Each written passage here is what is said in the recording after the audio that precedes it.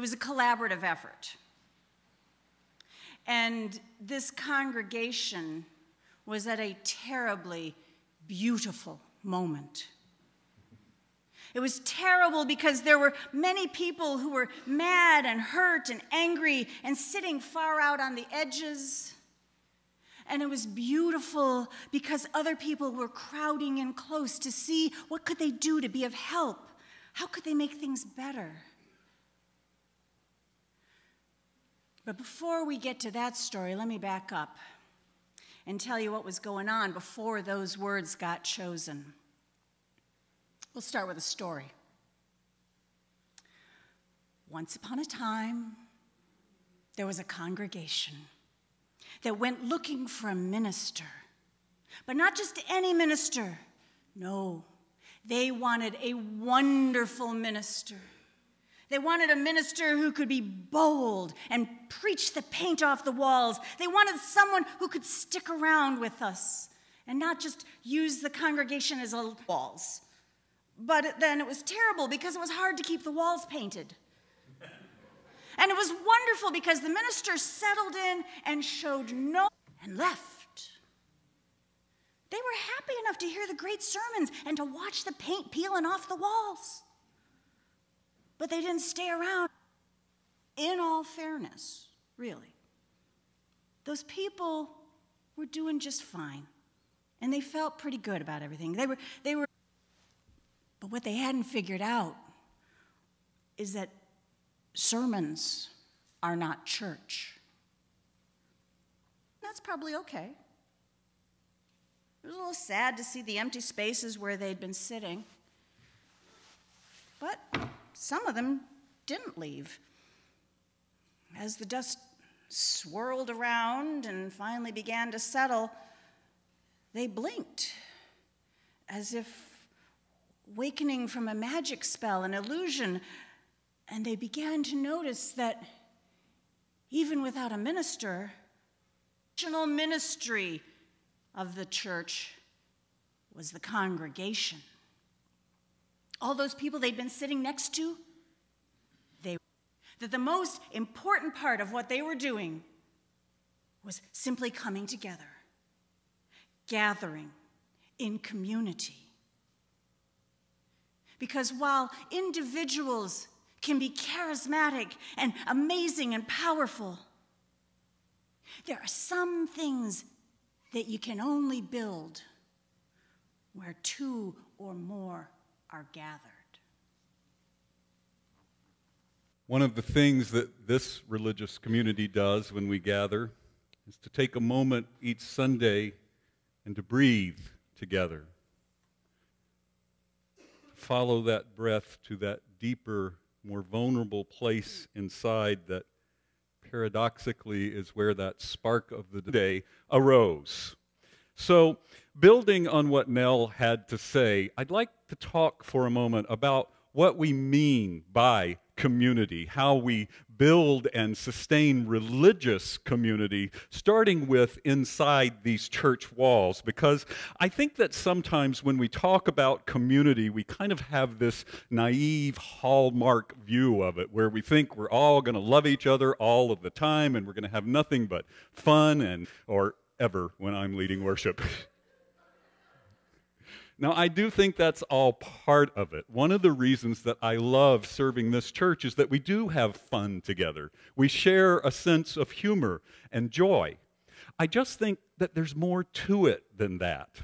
Like a long-lasting, fulfilling marriage or relationship, I think we have to accept that we will struggle sometimes. We will have disagreement. We will have conflict. In fact, I would worry about a church that never had any conflict, because that could indicate that things were just being swept under the rug, or even worse.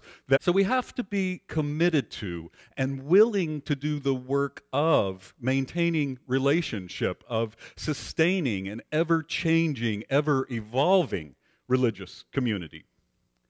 Now, There's this theology that proposes that God or the divine emerges out of the messiness of doing community. Now, let's put aside for a minute that this theology also proposes a supernatural God, which I don't believe. But I will say I was fortunate enough to experience the process this theology is trying to capture right here in this church after what Meg describes as the time of trouble had happened. Briefly, several years ago now, by a fairly narrow margin, the church had voted to dismiss the person who was then the senior minister. And it was messy. We had disagreement. We had conflict. We had hurt feelings.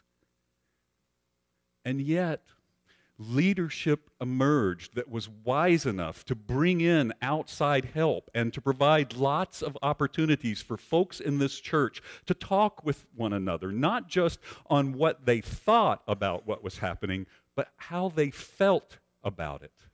This religious community went about the work of beginning the process of healing. This religious community created a covenant of healthy relations that describes how we will be with one another in religious community, what promises we make to one another. This religious community went about discerning those values that we're discussing in this sermon series, and that mission, stayed in the struggle together and went about the work of building and rebuilding relationship. A new church has become that is even strong in our world, a church that I am proud to serve. Now, for sure, that's an example like these where things are going relatively well and there's a sense of goodwill among the congregation members. Because smaller disagreements and conflicts, religious community calls us to abide by our covenant with one another, to ask one another for help when we need it, to ministry team that can help when doing so seems difficult. It can be difficult. It can feel very vulnerable. And maybe that's the key point. Without vulnerability, there can be no true religious community. Only when we are vulnerable with each other do we create that true sense of religious community. Can the divine emerge from among us? Brian, I love the way you play that. I'm serving kind of as a free-range preacher. I'm going from congregation to congregation, which means I get to hear a lot of different interpretations of hymns. It's amazing what happens when that song is played as a dirge. Nothing.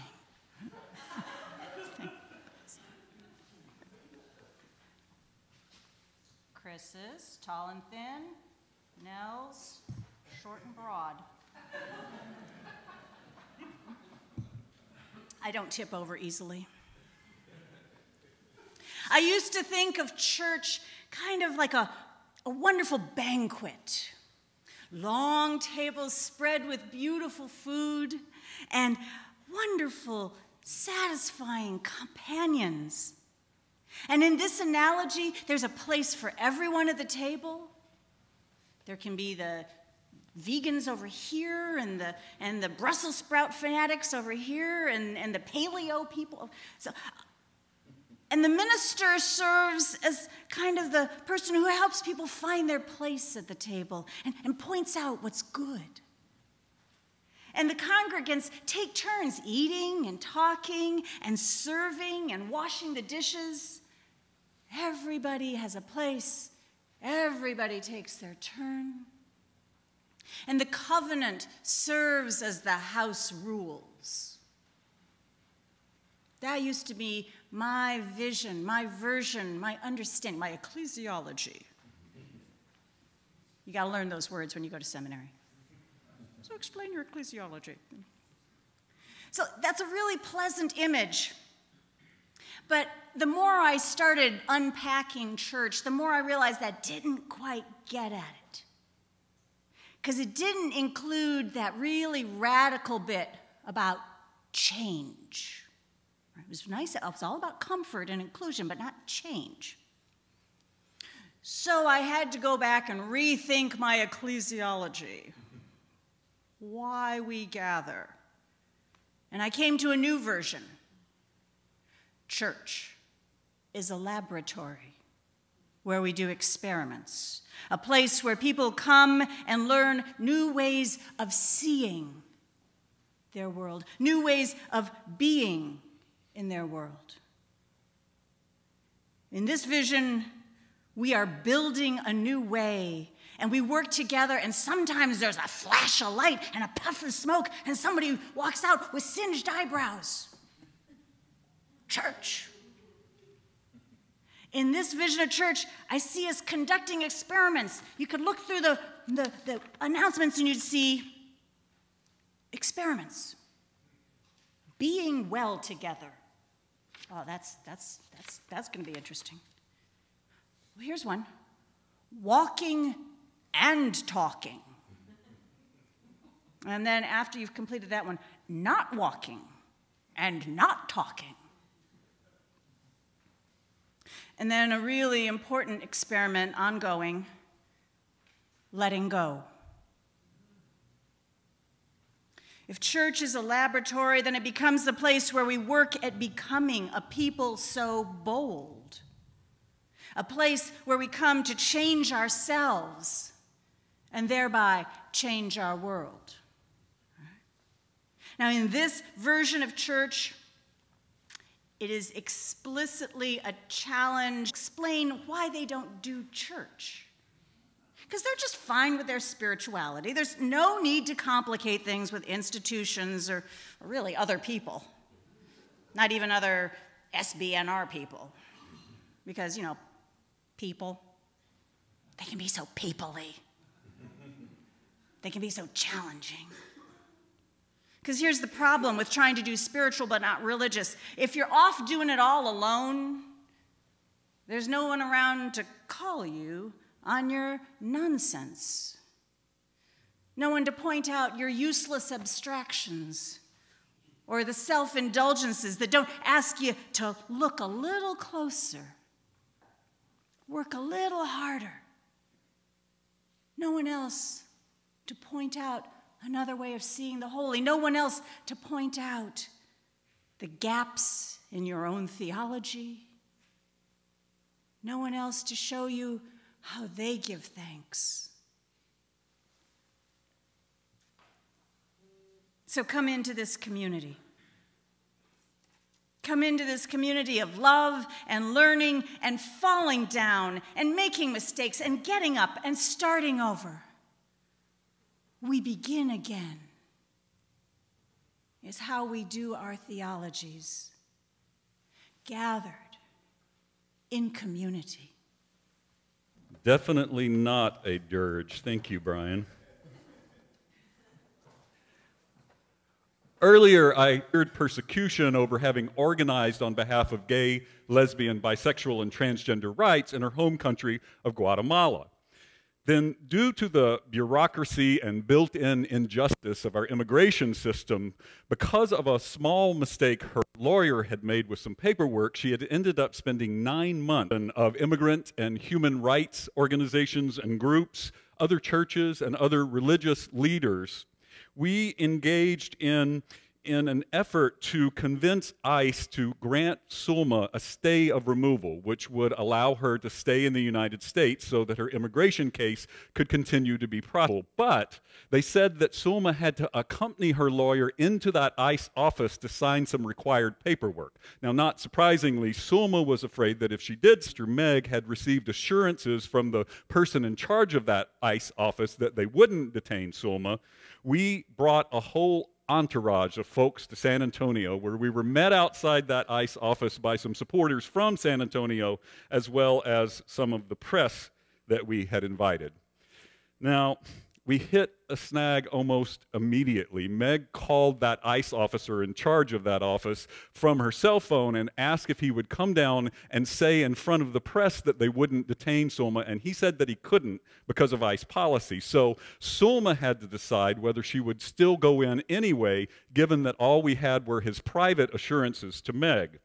She decided that she would if Meg and I would lock arms with her, one of us on each side of her like this, and go in with her and her attorney. The ICE officer met us as soon as we entered the building. Sulma started trembling. I could actually feel her shaking. I have no idea what kind of courage it must have taken her to move past that fear and enter that building. She was so terrified that she wouldn't let go of either me or Meg for any reason. So now we had a new problem, because to go any further into the building, there were things out of our pockets and onto the conveyor belt while still locked arm in arm.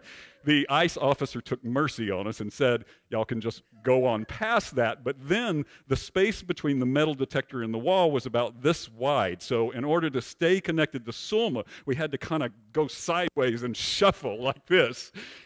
We got in, and I looked around, and there were lines and lines of folks, most of them people of color, waiting and waiting and waiting to find out about their own immigration status.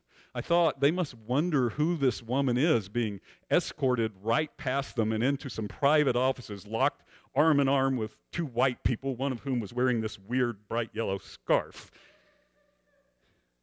I thought, a lot of them must be terrified too.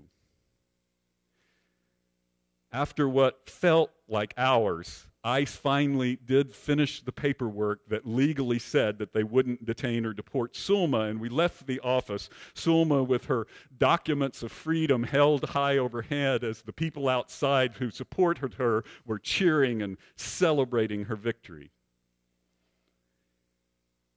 I think that on that day, what Martin Luther King called the beloved community had happened. Now, that's a term that gets overused, but as he meant it, it meant a community of radical love, justice, compassion, and interdependence. We needed other folks to build that beloved community that day. Our individual efforts to do justice are wonderful and needed, and our mission says we gather in community to do justice. We have so much more power to do justice when we act together.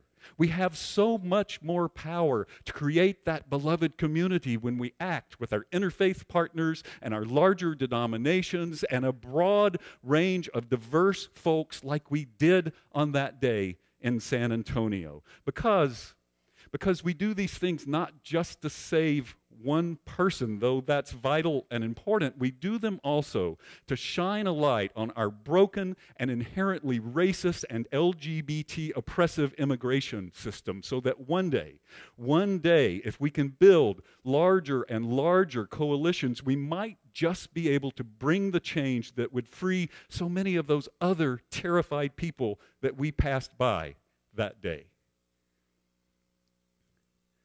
Building the beloved community requires, in the words of our great Unitarian Universalist theologian James Luther Adams, the organization of power and the power of organization.